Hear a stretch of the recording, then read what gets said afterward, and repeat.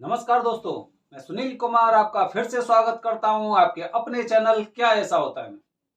दोस्तों, जैसे कि अगर हम काल सर्प दोष की बात करते हैं तो सबसे पहले लोगों के मन में एक बात अवश्य आती है। हर इंसान के मन में एक बात अवश्य आती है कि काल सर्प दोष से मुक्ति आखिरकार कैसे मिले और ऐसा कौन सा स्थान है जहां पर काल सर्प दोष की मुक्ति, काल सर्प दोष से पूरी तरह से मुक्ति मिले। पूरी तरह से ये नहीं कि बाद में उसका कुछ आंशिक दोष रह जाए या कुछ भी चीज रह जाए। इंसान जब किसी दोष की बात करता है तो उसके मन में सर्वप्रथम यही चीज आती है कि जैसे कि उसका पूर्णतः मुक्ति उसकी। अगर किसी इंसान को बीमारी होती है तो बीमारी के लिए भी इंसान ऐसा नहीं कि बस भाई अब सही हो जाऊं कल बीमार पड़ जाऊं, ऐसा नहीं, बल्कि ऐसा कि भाई मुझे इस बीमारी से पूरी तरह से निजात पाना है, पूरी तरह से निजात पाना है। तो दोस्तों, आज मैं अपने वीडियो के माध्यम से बता रहा हूं कि आखिरकार हमें कौन सी जगह काल सर्प दोष की पूजा करानी चाहिए जिससे कि मुझे उससे पूर्णतः मुक्ति मिले और मेरा जो जीवन है जो इस इतना उठा पटक में चल रहा है, कभी ऊंचे कभी नीचे, कभी ऊंच पे कभी नीच पे ऐसे चल रहा है, इन सब बाधाओं से मैं हमेशा के लिए मुक्त हो जाऊं।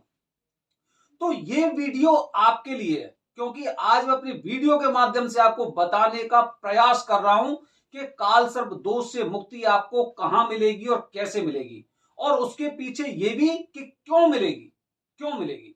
दोस्तों, काल सर्प दोष, काल सर्प दोष हम सभी लोग अच्छी तरह से जानते हैं। काल सर्प दोष कुंडली में कब बनता है?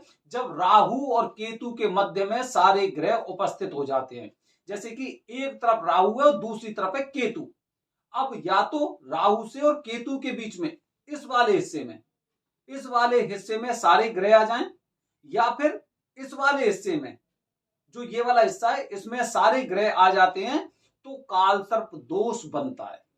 काल सर्प दोष 12 तरह के होते हैं, जैसे मैंने आपको अपने वीडियो के माध्यम से एक एक काल सर्प दोष के बारे में आपको विस्तृत जानकारी दी है। अब काल सर्प दोष बन गया, इसके दुष्परिणाम क्या होते हैं? इसके दुष्परिणाम ये होते हैं दोस्तों कि काल सर्प दोष से पीड़ित जो इंसान होता है उसकी कुंडली में जितने भी ग्रह फंसे रहते हैं वो अपना जो शुभ परिणाम होता है, जो सफल परिणाम होता है, वो सफल परिणाम उन ग्रहों का उस जातक को, उस इंसान को नहीं मिल पाता है क्योंकि वो दोनों की दोनों ग्रहों के बीच में फंसे हुए हैं। और जैसे अगर आप राहु और केतु की स्थिति देखोगे तो एक का धड़ नहीं है, दूसरे का धड़ है। एक का ये वाला हिस्सा है, जैसे कि केतु है, वो राहु राहु का ये वाला हिस्सा दिखाई देगा आपको, केतु का नीचे वाला हिस्सा दिखाई देता है। तो दोस्तों, ये दोनों मिलके एक तरह से सांप की आकृति बना लेते हैं। जब एक तरफ राहु और दूसरी तरफ केतु होता है तो इसका मतलब ये होता है कि ये वाले हिस्से दोनों जितने पास होंगे उतना उस जातक पे ज्यादा प्रभाव पड़ता है। जैसे कि अगर मैं अनंत काल सर्प दोष की बात करूं, अनंत काल सर्प दोष में पहले भाग में राहु और सातवें भाग में केतु होता है। तो ऊपर और नीचे तो ऐसा ऐसा प्रतीत होता है कि राहु खुद, जो अगर हम एक सांप के तरीके से देखें, सांप के नजरिए से देखें, कि राहु खुद अपनी पूंछ को खाने के लिए एकदम तैयार है। तो उस समय वो स्थिति बहुत ज्यादा जटिल हो जाती है। तो दोस्तों, अब आप समझ चुके हैं कि काल सर्प दोष क्या होता है और उसके दुष्परिणाम कैसे होते हैं, वो तो आप अच्छी तरह से जानते होंगे। अब मैं आपको बताने जा रहा हूं कि काल सर्प दोष की अगर सफल पूजा करानी है, अगर उससे पूर्णतः मुक्ति पानी है, तो भगवान शिव के जो 12 ज्योतिर्लिंग है, 12 ज्योतिर्लिंग में से 2 ज्योतिर्लिंग ऐसे हैं जहां पर इनकी एकदम सफल तरीके से पूजा होती है। वो 2 ज्योतिर्लिंग कौन से हैं? अगर आप इंटरनेट पे या शास्त्रों के माध्यम से अगर आप बात करेंगे कि काल सर्प दोष की पूजा कहां होती है, आप ये देखना, तो वहां पे सबसे पहले जो स्थान बताया जाता है वो बताया जाता है त्र्यंबकेश्वर। त्र्यंबकेश्वर मतलब त्र्यंबक 3। अब त्र्यंबक मतलब ब्रह्मा, विष्णु और महेश।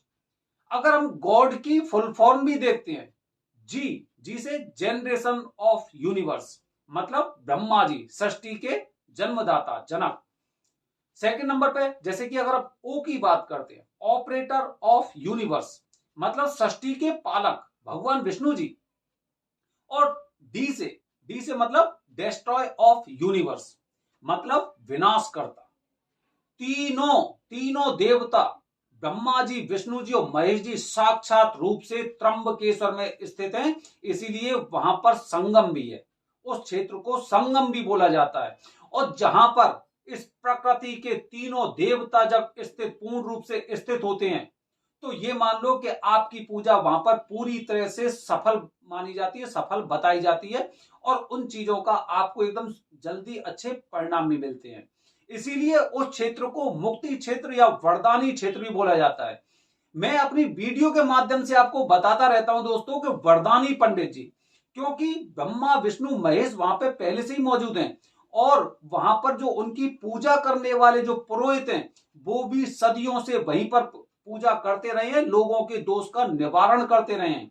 पहले उन्होंने पूजा शुरू की, फिर उनके बेटे ने, फिर उनके बेटे ने, फिर उनके बेटे ने, फिर उनके बेटे ने, और आज वही क्रम एकदम लगातार चलता जा रहा है। तो एक तरह से ये बताया जाता है कि ये वरदानी है।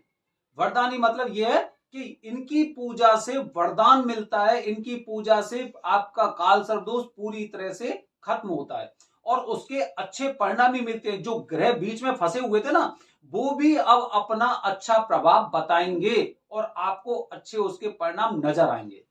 इसलिए त्र्यंबकेश्वर में काल सर्प दोष की सफलतापूर्वक पूजा की जाती है, उसका निवारण किया जाता है। अगर मैं दूसरे ज्योतिर्लिंग की बात करता हूं, महाकालेश्वर उज्जैन, हर किसी ने नाम सुना होगा महाकाल। आकाशे तारक लिंगम पाताले हाटकेश्वरम मृत्युलोके महाकालम त्रियम लिंगम नमस्तुते। मतलब मृत्यु काल में महाकाल की पूजा बताई गई है। हर इंसान को महाकाल के दर्शन अवश्य करने चाहिए। उज्जैन में जाकर जिंदगी में एक बार आपको, आपके बच्चों को, मतलब हर इंसान को महाकालेश्वर में जाके महाकाल बाबा के दर्शन करने अति आवश्यक होते हैं। अगर आपको अपनी जिंदगी इस जन्म में सुधारनी है, तो अगर आपको अपना परलोक सुधारना है, तो आपको महाकाल की पूजा, उनके दर्शन अवश्य करने चाहिए। तो दोस्तों, अगर शास्त्रों पुराणों के अनुसार हम चलें तो मृत्यु काल में महाकाल की पूजा बताई गई है, और महाकालेश्वर में जाकर अगर आप काल सर्प दोष का इलाज भी कराते हैं, क्योंकि उन्हें महाकाल बताया जाता है। मतलब हर प्रकार की अकाल मृत्यु वो मरे जो कर्म करे चांडाल का, और काल उसका क्या करे जो भक्त हो महाकाल का। मतलब महाकाल की अगर आपने पूजा की है, महाकालेश्वर में जाकर अगर आपने किसी भी तरह के दोष की पूजा कराई है, तो आपको वहां पर 100% उसके परिणाम मिलते हैं। तो दोस्तों, इस तरह से अगर आपको काल सर्प दोष की पूजा करानी है, तो द्वादश ज्योतिर्लिंग में से ये 2 ज्योतिर्लिंग ऐसे हैं जहां पर आपकी पूजा पूरी तरह से सफल बताई जाती है और सफल मानी जाती है, और अच्छे परिणाम भी मिलते हैं। तो दोस्तों, इस तरह से मैंने आपको बताया है कि काल सर्प दोष की पूजा कहां होती है और क्यों होती है। मैंने उसके साथ आपको यह भी उदाहरण दिया है। अब काल सर्प दोष में आप ये और निर्भर करता है कि आप ऐसी जगह पहुंचकर किन से पूजा करा रहे हैं। क्या वो वरदानी पंडित जी हैं जो आपकी पूजा को सफल बना सकते हैं, या फिर ऐसे ही पंडित जी हैं जो 2, 4, 5, 10 साल से वहां पर जाके पूजा करने लगे हैं। दोस्तों, वैसे तो हर पंडित जी की पूजा वहां पर सफल होती है। हो सकता है कि परिणाम थोड़े से जल्दी, थोड़े से लेट मिलने लगे, लेकिन जो वरदानी पंडित जी होते हैं, उनके द्वारा की गई पूजा पूरी तरह से सफल बताई जाती है, सफल मानी जाती है। दोस्तों, मेरे आने वाले वीडियो में आपको पता है कुछ एक अलग जानकारी देने जा रहा हूं। वो जानकारी पता है क्या है? वो जानकारी ये है, जैसे कि मैंने अभी आपको बताया मृत्यु काल में महाकाल की पूजा होती है। या फिर जो दोष होते हैं कुंडली के, वो दोष किसी धर्म विशेष पर नहीं होते, बल्कि दोष जब बच्चे का जन्म होता है, इंसान का जन्म होता है, तो उसकी कुंडली बनती है। इसमें किसी धर्म का महत्व नहीं है। तो मैं अपने आने वाले वीडियो से यह बताने का आपको प्रयास कर रहा हूं कि अगर कुंडली में काल सर्प दोष है, या फिर आपकी जिंदगी थोड़ी सी परेशानी में चल रही है, आपको नहीं पता है कि आपकी कुंडली में कालसर्प दोष है या पितृ दोष है, कुछ भी है, या मंगल दोष है, शनि दोष है, नहीं पता है आपको, लेकिन आप परेशान हुए जा रहे हो, परेशान रहते हो। वो क्यों परेशान रहते हो? क्योंकि आपने अपने धर्म को पकड़ रखा है। मैं ये नहीं कहता कि धर्म को आप छोड़ दो, कभी नहीं कहता। मैं ये कहता हूं कि आपको आपकी समस्याओं का समाधान मिलना चाहिए, और समाधान अगर हमारे पास है, त्र्यंबकेश्वर में है, महाकालेश्वर में है, तो समाधान को कराने से किसी को भी नहीं बचना चाहिए। जैसे कि डॉक्टर के पास, अगर डॉक्टर के पास कोई इंसान जा रहा है, तो डॉक्टर वहां पर ये नहीं देखता कि भाई ये हिंदू है, ये मुस्लिम है, ये सिख है, ये ईसाई है। वो हर इंसान का एकदम तरीके से इलाज करते हैं। इसी तरह जो लोग परेशान हैं, जिन्हें ये नहीं पता है कि हम परेशान क्यों हैं, तो वो भी वहां पर जाके इस तरह की पूजा करा सकते हैं। और ऐसा नहीं है कि हिंदुओं के लिए अलग फल मिलेगा और अदर धर्म के लिए अलग फल मिलेगा, ऐसा नहीं है।